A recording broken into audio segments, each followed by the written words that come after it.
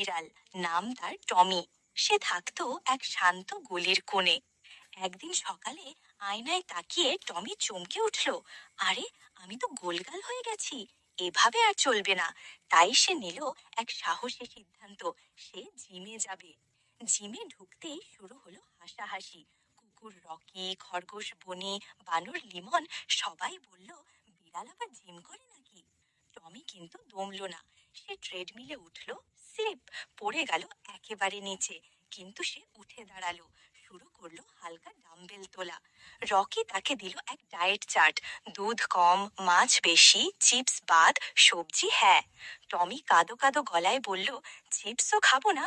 Rocky বলল, না খেলেই তো সিক্স প্যাক আসবে। 1 মাস কেটে গেল। টমি এখন দুর্দান্ত ফিট। সে লাফ দিতে পারে, দৌড়াতে পারে, আর পেটের উপর ছোট্ট সিক্স প্যাকও দেখা যায়। রকি বলল, টমি, তুই তো আসল জিম ক্যাট। এখন টমি জিমের ট্রেনার। নতুন বিড়ালরা এলে সে বলে, চিপস নয়, মাছ খাও আর আমার মতো ফিট হও।